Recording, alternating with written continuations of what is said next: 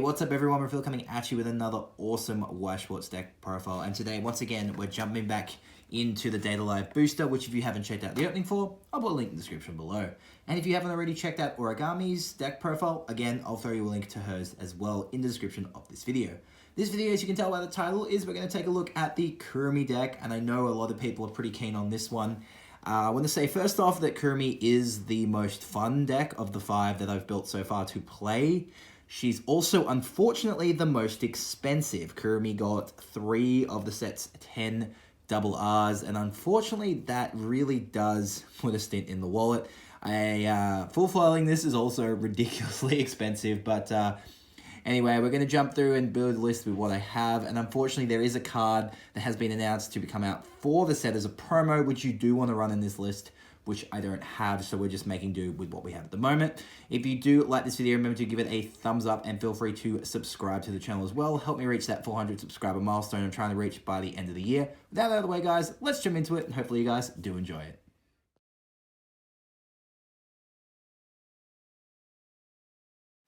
Before we jump into it, I'll mention, of course, that this list is at this stage not buildable in English, though that being said, Bunko is in English, so there is obviously a high chance that Data Live will come to English. The translated names come from Heart of the Cards website, which of course where I've got most of the translations for this as well. So let's get started with our level 0s, and we have 4 copies of our Brainstormer, Kurumi Frenzied Nightmare. At the start of your climax phase, you can pump one of your characters 500 power and choose a pay 1, tap self, mill 4, deck search Brainstormer. Normally with Brainstormers, you tend to only run like 3 copies. One of our early play does require that in the clock, so it's nice to run 4 copies. Next up, we have 3 copies of one of my favorite cards in the whole deck, and that is Kurumi Transfer Student. She gives global 500 power to all our date and spirits, and we can rest her to do one of the following 2 effects. We can take 2 cards from our waiting room and chuck them into our clock, and at the end of the turn we heal them off. This of course will trigger anti-heal if your opponent does have that, so you need to be careful. And the other effect is you can pick 2 cards from your clock, send them to memory until the end of the turn. Now this seems like a little weird effect, but Kurumi does have cards that do different effects based on the amount of damage you have, so I really do love that card. And it's a nice card that kind of talks about her ability to control time. Next up, we have 3 copies of Kurumi Power to Rewind Time. This has 2 effects based on our damage, which is of course where our Transfer Student does come into play. The first effect is if we have 3 or less damage, she is a free runner, which is great. And if we have 4 or more damage, she is a pay 1 twin drive. So it definitely has utility at both. And depending on what level you are or how much damage you have, you can utilize that to your advantage with the Transfer Student. 2 copies of our Box Topper, Kurumi Trying On. This card, when it's placed from hand to stage, you can pick 2 characters from your waiting room, shuffle them back to your deck, and then when she attacks, she can pump one of your characters 1/5 power. So it is a nice Kurumi kind of retrain of the Shido from Bunko, but obviously in trait and same character as the deck. So you'll obviously see that card played with the blue Kurumi if people are playing that as a finisher. 3 copies of Kurumi Swaying Heart. Again, 2 effects based on our damage. First effect, we pay 1, ditch 1, and we can search for a date or spirit character if we have 3 or less damage. And if we have 4 or more damage, she's a pay 1, drop 1 salvager, and we can pump one of our characters for 1000 power, which is very, very nice. Next up, we have 2 copies of Kurumi Power to Stop Time, and that is definitely a fitting name for the card because the character in front of this cannot move, and when she's placed from hand to stage, she gets 1/5 power. So a nice anti-runner and a nice beat stick to boot. Level 1s, we have our level 1 climax combo, City of Devouring Time, Kurumi Tokisaki. During our turn, she gets an extra 500 power for each of our date or spirits. And climax combo, when she attacks, we attack the top 2 cards of our deck. We can put either up to 1 of them in our stock and put the rest either in our waiting room or on top of our library, however we choose. So obviously we can guarantee what's going to go into our stock at least once, and if we do reveal like a grade 3 or a climax, we can just mill it, or if we want to trigger it, we can trigger it. This is a fantastic level 1 climax combo for the deck. Considering how stock intensive this deck actually can be, it is great to have a level 1 stock charge combo. Next up, we have 2 copies of Kurumi I Recently. So all our opponent's characters get pay 2 encore, which isn't too much of an issue. I don't think many people are going to pay 2 to encore their characters. It's a weird kind of downside of this. It's not really a huge downside. And their other effect is if she's reversed, we can reveal the top card of our library. If it is a level 2 or higher character, we rest this. So very difficult for this to get rid of consistently, as we do play a lot of high level cards in the deck. 2 copies of our level 1 a little disappointing. When she's placed from hand to stage, when she attacks, or when she goes to waiting room from stage, we can check the top card of our library, either leave it there or put it in the waiting room. Definitely a lot of utility on this card. Next up, we have 2 copies of the TD level 1 Climax combo called Engraving Despair. We don't play the Climax combo. We literally just play this as a 6-5-1-0 beat stick. Feel free to run the 1-1 hand on core Kurumi from the booster instead. Obviously, this is a great card that you would want to replace.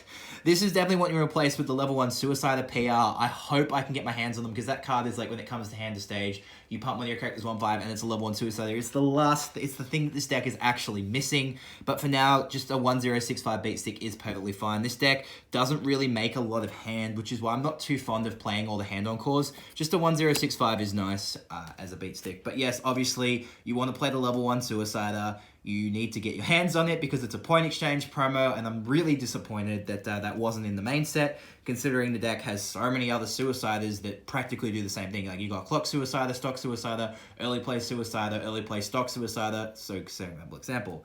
Moving on, we have 2 copies of our first level 2, and that is Kurumi, our level 2-2 Kurumi. So she gets 500 power, 1k power for each of our other Daedal Spirits, and she has hand on call. So nice effect there. This is our main standby target at level 1. Very difficult for our opponent to get rid of it. We also bumped up the level assist to 2 copies, just so we have extra standby targets at grade 3. Like, for at grade 3 and we're playing the standby combo, we don't really want to standby this. We'd much rather standby this. And if one goes to stock, then all doesn't go haywire. So this is Kurumi Mortality. So, or I recently, sorry, yeah, this is I recently. Yeah, so we'd say level assist for level, and it also has the same effects as our transfer student, so we can rest it, put 2 cards from our clock into memory, and put 2 cards from our waiting room into clock until the end of the turn. And of course, level assist, so very nice and help us. It means we don't have to really rely on our transfer student the whole game. We do have a much more upgraded version for later on in the game. 2 copies of our level 2 counter, Kurumi Swimsuit. Kurumi has no other counters. This is also a free refresh counter. So nice, you can pay 2 when you play it. So you pay 1 to play it, pay 2, and then free refresh your deck without having to take damage. Early play level 3, 2 copies of Kurumi Under the Blue Sky. When she comes from hand to stage, at the top X cards of your deck, where X is your Data Spirit, you can add any card to your hand. She's also early play if our Brainstormer is in the clock. Doesn't have to be top of clock, just has to be in the clock. And of course, with the way that we can script our clock, we can make sure that our Brainstormer is going to go in there when we need it. First finisher we play, yes, this deck has 2 finishers, is the main, I think what people are going to say is the best finisher in the entire set, and that is Worst Spirit Kurumi. When she comes from hand to stage, you get to heal 1. If all our characters, we have 2 or more other Daedal Spirits, she gets plus 1k consistent, so she's a 10-5 base all the time pretty much. And then Climax combo with the standby, when she attacks, she can do one of the following 3 effects.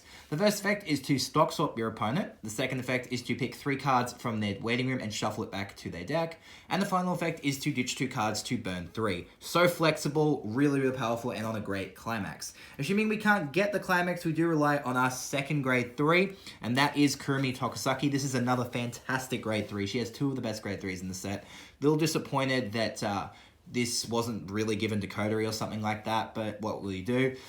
When she comes from hand to stage, heal 1, so she has 2 healers, and that are also finishers.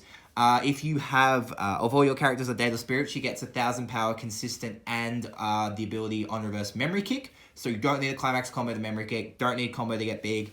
And then on attack, pay 3, ditch 1 to make your opponent mill the bottom 5 cards of their deck. And for every climax they hit, you get to burn them.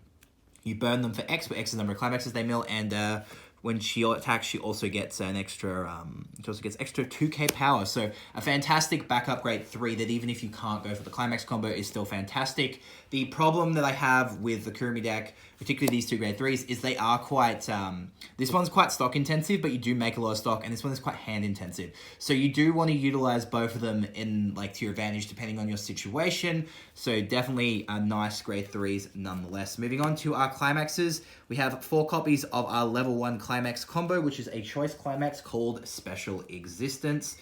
Now, of course, choice trigger when it's played gives all your characters 1k, 1 soul, and when you trigger it, you can pick a character with a soul icon and either from your waiting room and either add it to your hand or put it into your stock. So very flexible card, especially when you're playing standby, because a lot of cards you're going to want to standby do have soul triggers anyway. So very nice way to build stock, build hand, which is definitely something that this deck does need. And finally, of course, 4 copies of the standby Feel a Smile. When it's played, you pick a character. When you play or you trigger it, you pick a character that's your level or higher +1, and put it rest on your field. Of course, you can go lower, but very, very nice card. It's a bit awkward having it as a grade 3. I know a lot of people will disagree with me, but that's definitely why I bumped up the level assist to 2 copies. But anyway, guys, that is it for the deck. Let me know your thoughts in the comments below. Let me know your thoughts on like what you're playing for your particular Kurumi deck, especially if you've built a monster Kurumi deck. I am working on one, and I'm trying to work out whether I want to run the blue Kurumi from Bunko, because she's just sitting there and I don't have any use for any of my blue Kurumi cards. So if you guys have a list that works with any of those, let me know in the comments below. If you haven't checked out the other profiles, make sure you do. There's links to them in the description of this video. Thank you guys so much for watching, and I'll catch you in the next video.